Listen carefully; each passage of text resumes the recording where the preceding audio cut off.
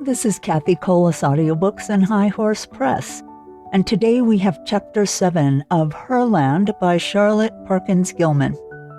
In this chapter, the emotional and romantic aspects of the story begin to emerge. The men are now permitted to walk freely in Herland, still under supervision, and they start forming deeper personal relationships with the three women who have been guiding them. Here we go. Chapter 7. Our Growing Modesty. Being at last considered sufficiently tamed and trained to be trusted with scissors, we barbered ourselves as best we could. A close-trimmed beard is certainly more comfortable than a full one. Razors, naturally, they could not supply. "With so many old women, you'd think there'd be some razors," sneered Terry. Whereat Jeff pointed out that he never before had seen such complete absence of facial hair on women. "Looks to me as if the absence of men made them more feminine in that regard anyhow," he suggested. "Well, it's the only one then," Terry reluctantly agreed. "A less feminine lot I never saw. A child apiece doesn't seem to be enough to develop what I call motherliness." Terry's idea of motherliness was the usual one, involving a baby in arms or a little flock about her knees, and the complete absorption of the mother in said baby or flock. A motherliness which dominated society, which influenced every art and industry, which absolutely protected all childhood, and gave to it the most perfect care and training, did not seem motherly to Terry. We had become well used to the clothes. They were quite as comfortable as our own, in some ways more so, and undeniably better looking. As to pockets, they left nothing to be desired. That second garment was fairly quilted with pockets. They were most ingeniously arranged, so as to be convenient to the hand and not inconvenient to the body, and were so placed as at once to strengthen the garment and add decorative lines of stitching. In this, as in so many other points we had now to observe, there was shown the action of a practical intelligence coupled with fine artistic feeling, and apparently untrammeled by any injurious influences. Our first step of comparative freedom was a personally conducted tour of the country. No pentagonal bodyguard now, only our special tutors, and we got on famously with them. Jeff said he loved Zava like an ant, only jollier than any ant I ever saw. So Mel and I were as chummy as could be, the best of friends. But it was funny to watch Terry and Maudine. She was patient with him and courteous, but it was like the patience and courtesy of some great man, say a skilled, experienced diplomat, with a schoolgirl. Her grave acquiescence with his most preposterous expression of feeling, her genial laughter, not only with, but I often felt at him, though impeccably polite, her innocent questions, which almost invariably led him to say more than he intended. Jeff and I found it all amusing to watch. He never seemed to recognize that quiet background of superiority. When she dropped an argument, he always thought he had silenced her. When she laughed, he thought it tribute to his wit. I hated to admit to myself how much Terry had sunk in my esteem. Jeff felt it too, I am sure, but neither of us admitted it to the other. At home, we had measured him with other men, and though we knew his failings, he was by no means an unusual type. We knew his virtues too, and they had always seemed more prominent than the faults. Measured among women, our women at home, I mean, he had always stood high. He was visibly popular. Even where his habits were known, there was no discrimination against him. In some cases, his reputation for what was felicitously termed gaiety seemed a special charm. But here, against the calm wisdom and quiet restrained humor of these women, with only that blessed Jeff and my inconspicuous self to compare with, Terry did stand out rather strong. As a man among men, he didn't. As a man among, I shall have to say females, he didn't. His intense masculinity seemed only fit complement to their intense femininity. But here he was all out of drawing. Maudine was a big woman, with a balanced strength that seldom showed. Her eye was as quietly watchful as a fencer's. She maintained a pleasant relation with her charge, but I doubt if many, even in that country, could have done as well. He called her Maud amongst ourselves, and said she was a good old soul, but a little slow, wherein he was quite wrong. Needless to say, he called Jeff's teacher Java, and sometimes Mocha, or plain coffee. When especially mischievous, chicory, and even postum. But Samel rather escaped this form of humor, save for a rather forced Samel. Don't you people have but one name? He asked one day after we had been introduced to a whole group of them, all with pleasant, few-syllabled, strange names like the ones we knew. "Oh, yes," Maudine told him. "A good many of us have another as we get on in life, a descriptive one. That is the name we earn. Sometimes even that is changed or added to in an unusually rich life, such as our present landmother, what you call president or king, I believe. She was called Mera even as a child. That means thinker. Later there was added Du Mera, the wise thinker, and now we all know her as Odumera, great and wise thinker. You shall meet her." No surnames at all, then? Pursued Terry with his somewhat patronizing air. No family name? "Why, no," she said. "Why should we? We are all descended from a common source, all one family in reality. You see, our comparatively brief and limited history gives us that advantage at least." But does not each mother want her own children to bear her name? I asked. "No. Why should she? The child has its own." "Why, for identification, so people will know whose child she is." "We keep the most careful records," said Samel. "Each one of us has our exact line of descent all the way back to our dear first mother. There are many reasons for doing that. But as to everyone knowing which child belongs to which mother, why should she?" Here, as in so many other instances, we were led to feel the difference between the purely maternal and the paternal attitude of mind. The element of personal pride seemed strangely lacking. "How about your other works?" asked Jeff. "Don't you sign your names to them? Books and statues and so on." "Yes, surely, we are all glad and proud to. Not only books and statues, but all kinds of work. You will find little names on the houses, on the furniture, on the dishes sometimes, because otherwise one is likely to forget, and we want to know to whom to be grateful." You speak as if it were done for the convenience of the consumer, not the pride of the producer, I suggested. "It's both," said Samel. "We have pride enough in our work." "Then why not in your children?" urged Jeff. "But we have. We're magnificently proud of them," she insisted. Then why not sign 'em? Said Terry triumphantly. Maudine turned to him with her slightly quizzical smile. "Because the finished product is not a private one. When they are babies, we do speak of them at times as Essas Leto or Novines Amel, But that is merely descriptive and conversational.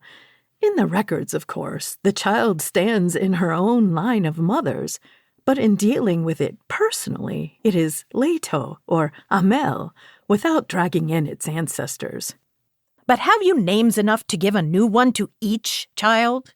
Assuredly we have, for each living generation. Then they asked about our methods, and found first that we did so-and-so, and then that other nations did differently. Upon which they wanted to know which method has been proved best. And we had to admit that so far as we knew, there had been no attempt at comparison, each people pursuing its own custom in the fond conviction of superiority, and either despising or quite ignoring the others. With these women, the most salient quality in all their institutions was reasonableness. When I dug into the records to follow out any line of development, that was the most astonishing thing, the conscious effort to make it better. They had early observed the value of certain improvements, had easily inferred that there was room for more, and took the greatest pains to develop two kinds of minds, the critic and inventor. Those who showed an early tendency to observe, to discriminate, to suggest, were given special training for that function, and some of their highest officials spent their time in the most careful study of one or another branch of work with a view to its further improvement. In each generation, there was sure to arrive some new mind to detect faults and show need of alterations. And the whole corps of inventors was at hand to apply their special faculty at the point criticized and offer suggestions. We had learned by this time not to open a discussion on any of their characteristics without first priming ourselves to answer questions about our own methods, so I kept rather quiet on this matter of conscious improvement. We were not prepared to show our way was better. There was growing in our minds, at least in Jeff's and mine, a keen appreciation of the advantages of this strange country and its management. Terry remained critical. We laid most of it to his nerves. He certainly was irritable. The most conspicuous feature of the whole land was the perfection of its food supply. We had begun to notice from that very first walk in the forest, the first partial view from our plane. Now we were taken to see this mighty garden and shown its methods of culture. The country was about the size of Holland, some 10 or 12,000 square miles. One could lose a good many Hollands along the forest-smothered flanks of those mighty mountains. They had a population of about 3 million, not a large one, but quality is something. 3 million is quite enough to allow for considerable variation, and these people varied more widely than we could at first account for. Terry had insisted that if they were parthenogenic, they'd be as alike as so many ants or aphids. He urged their visible differences as proof that there must be men somewhere. But when we asked them, in our later, more intimate conversations, how they accounted for so much divergence without cross-fertilization, they attributed it partly to the careful education, which followed each slight tendency to differ, and partly to the law of mutation. This they had found in their work with plants and fully proven in their own case. Physically, they were more alike than we, as they lacked all morbid or excessive types. They were tall, strong, healthy, and beautiful as a race, but differed individually in a wide range of feature, coloring, and expression. But surely the most important growth is in mind and in the things we make, urged Samel. Do you find your physical variation accompanied by a proportionate variation in ideas, feelings, and products? Or among people who look more alike, do you find their internal life and their work as similar? We were rather doubtful on this point, and inclined to hold that there was more chance of improvement in greater physical variation. It certainly should be, Zava admitted. We have always thought it a grave initial misfortune to have lost half our little world. Perhaps that is one reason why we have so striven for conscious improvement. But acquired traits are not transmissible, Terry declared. Weissman has proved that. They never disputed our absolute statements, only made notes of them. If that is so, then our improvement must be due either to mutation or solely to education, she gravely pursued. We certainly have improved. It may be that all these higher qualities were latent in the original mother, that careful education is bringing them out, and that our personal differences depend on slight variations in prenatal condition. I think it is more in your accumulated culture, Jeff suggested, and in the amazing psychic growth you have made. We know very little about methods of real soul culture, and you seem to know a great deal. Be that as it might, they certainly presented a higher level of active intelligence and of behavior than we had so far really grasped. Having known in our lives several people who showed the same delicate courtesy and were equally pleasant to live with, at least when they wore their company manners, we had assumed that our companions were a carefully chosen few. Later, we were more and more impressed that all this gentle breeding was breeding, that they were born to it, reared in it, that it was as natural and universal with them as the gentleness of doves or the alleged wisdom of serpents. As for the intelligence, I confess that this was the most impressive and, to me, most mortifying of any single feature of Herland. We soon ceased to comment on this or other matters which to them were such obvious commonplaces as to call forth embarrassing questions about our own conditions. This was nowhere better shown than in that matter of food supply, which I will now attempt to describe. Having improved their agriculture to the highest point and carefully estimated the number of persons who could comfortably live on their square miles, having then limited their population to that number, one would think that was all there was to be done. But they had not thought so. To them, the country was a unit. It was theirs. They themselves were a unit, a conscious group. They thought in terms of the community. As such, their time sense was not limited to the hopes and ambitions of an individual life. Therefore, they habitually considered and carried out plans for improvement which might cover centuries. I had never seen, had scarcely imagined, human beings undertaking such a work as the deliberate replanting of an entire forest area with different kinds of trees. Yet this seemed to them the simplest common sense, like a man's plowing up an inferior lawn and reseeding it. Now every tree bore fruit, edible fruit, that is. In the case of one tree, in which they took especial pride, it had originally no fruit at all, that is, none humanly edible, yet was so beautiful that they wished to keep it. For 900 years they had experimented, and now showed us this particularly lovely, graceful tree, with a profuse crop of nutritious seeds. They had early decided that trees were the best food plants, requiring far less labor in tilling the soil, and bearing a larger amount of food for the same ground space, also doing much to preserve and enrich the soil. Due regard had been paid to seasonable crops, and their fruit and nuts, grains and berries kept on almost the year through. On the higher part of the country, near the backing wall of mountains, they had a real winter with snow. Toward the southeastern point, where there was a large valley with a lake whose outlet was subterranean.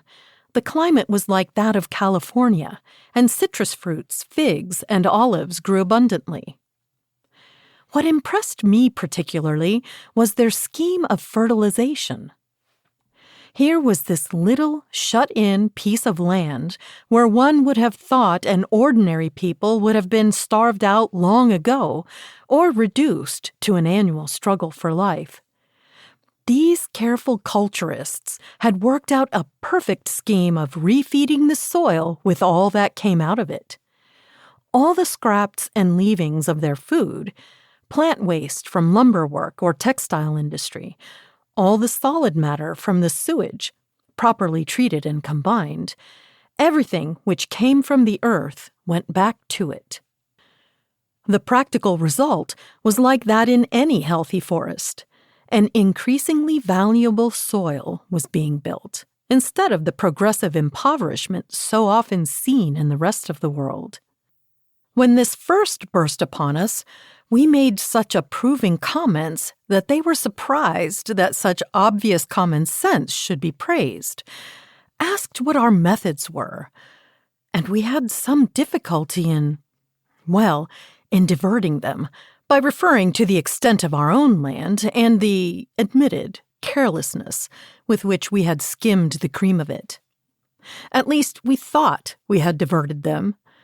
Later, I found that besides keeping a careful and accurate account of all we told them, they had a sort of skeleton chart on which the things we said and the things we palpably avoided saying were all set down and studied. It really was child's play for those profound educators to work out a painfully accurate estimate of our conditions, in some lines. When a given line of observation seemed to lead to some very dreadful inference, they always gave us the benefit of the doubt, leaving it open to further knowledge. Some of the things we had grown to accept as perfectly natural, or as belonging to our human limitations, they literally could not have believed, and as I have said, we had all of us joined in a tacit endeavor to conceal much of the social status at home. "Confound their grandmotherly minds," Terry said. "Of course they can't understand a man's world. They aren't human. They're just a pack of females." This was after he had to admit their parthenogenesis. "I wish our grandfatherly minds had managed as well," said Jeff. "Do you really think it's to our credit that we have muddled along with all our poverty and disease and the like? They have peace and plenty, wealth and beauty, goodness and intellect. Pretty good people, I think." "You'll find they have their faults, too," Terry insisted, and partly in self-defense, we all three began to look for those faults of theirs. We had been very strong on this subject before we got there, in those baseless speculations of ours. "Suppose there is a country of women only," Jeff had put it over and over. "What'll they be like?"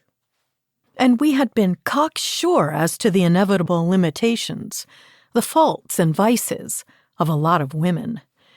We had expected them to be given over to what we called feminine vanity, frills and furbelows, and we found they had evolved a costume more perfect than the Chinese dress, richly beautiful when so desired, always useful, of unfailing dignity and good taste.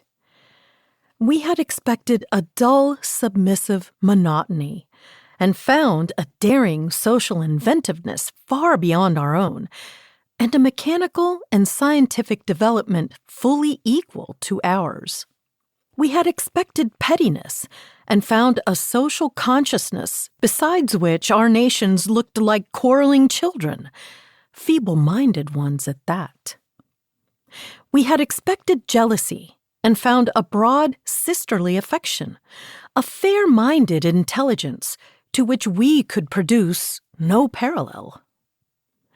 We had expected hysteria and found a standard of health and vigor, a calmness of temper, to which the habit of profanity, for instance, was impossible to explain. We tried it. All these things even Terry had to admit, but he still insisted that we should find out the other side pretty soon. It stands to reason, doesn't it? He argued. The whole thing's deuced unnatural. I'd say impossible if we weren't in it. And in unnatural conditions, sure to have unnatural results. You'll find some awful characteristics. See if you don't. For instance, we don't know yet what they do with their criminals. They're defectives. They're aged. You notice we haven't seen any. There's got to be something. I was inclined to believe that there had to be something, so I took the bull by the horns, the cow, I should say, and asked Samel. I want to find some flaw in all this perfection, I told her flatly. It simply isn't possible that 3 million people have no faults. We are trying our best to understand and learn. Would you mind helping us by saying what, to your minds, are the worst qualities of this unique civilization of yours? We were sitting together in a shaded arbor, in one of those eating gardens of theirs. The delicious food had been eaten, a plate full of fruit still before us. We could look out on one side over a stretch of open country, quietly rich and lovely. On the other, the garden, with tables here and there, far apart enough for privacy. Let me say right here that with all their careful balance of population, there was no crowding in this country. There was room, space, a sunny, breezy freedom everywhere. Samel set her chin upon her hand, her elbow on the low wall beside her, and looked off over the fair land. Of course we have faults, all of us, she said. In one way, you might say that we have more than we used to. That is, our standard of perfection seems to get farther and farther away. But we are not discouraged, because our records do show gain, considerable gain. When we began, even with the start of one particularly notable mother, we inherited the characteristics of a long race record behind her. And they cropped out from time to time, alarmingly. But it is, yes, quite 600 years since we have had what you call a criminal. We have, of course, made it our first business to train out, or breed out, when possible, the lowest types. Breed out? I asked. How could you, with parthenogenesis? If the girl showing the bad qualities had still the power to appreciate social duty, we appealed to her by that, to renounce motherhood. Some of the few worst types were fortunately unable to reproduce. But if the fault was in a disproportionate egotism, then the girl was sure she had the right to have children, even that hers would be better than others. I can see that, I said. And then she would be likely to rear them in that same spirit. That we never allowed, answered Samel quietly. Allowed? I queried. Allowed a mother to rear her own children? Certainly not, said Samel. Unless she was fit for that supreme task. This was rather a blow to my previous convictions. But I thought motherhood was for each of you. Motherhood, yes. That is, maternity, to bear a child. But education is our highest art, only allowed to our highest artists. Education? I was puzzled again. I don't mean education. I mean by motherhood not only childbearing, but the care of babies. The care of babies involves education and is entrusted only to the most fit, she repeated. Then you separate mother and child, I cried in cold horror, something of Terry's feeling creeping over me, that there must be something wrong among these many virtues. Not usually, she patiently explained. You see, almost every woman values her maternity above everything else. Each girl holds it close and dear, an exquisite joy, a crowning honor, the most intimate, most personal, most precious thing.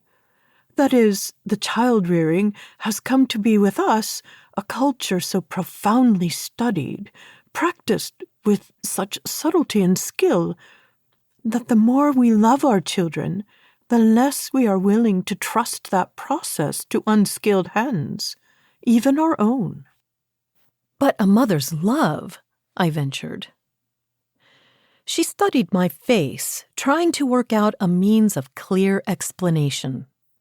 You told us about your dentists, she said at length. Those quaintly specialized persons who spend their lives filling little holes in other persons' teeth, even in children's teeth sometimes. Yes, I said, not getting her drift. Does mother love urge mothers, with you, to fill their own children's teeth, or to wish to? Why, no, of course not, I protested. But that is a highly specialized craft. Surely the care of babies is open to anyone, any mother. We do not think so, she gently replied. Those of us who are the most highly competent fulfill that office, and a majority of our girls eagerly try for it. I assure you, we have the very best. But the poor mother, bereaved of her baby. Oh, no, she earnestly assured me. Not in the least bereaved. It is her baby still. It is with her. She has not lost it. But she is not the only one to care for it. There are others whom she knows to be wiser. She knows it because and there you she have has it. Studied as they If you did, enjoyed this episode, practiced as please they follow did, or subscribe and wherever you honors their listen, real and leave a superiority. review to help other listeners For the discover child's these sake, timeless she stories is as well. glad to have for As this always, highest thanks care. so much for listening. I was unconvinced. Besides, this was only hearsay. I had yet to see the motherhood of Herland.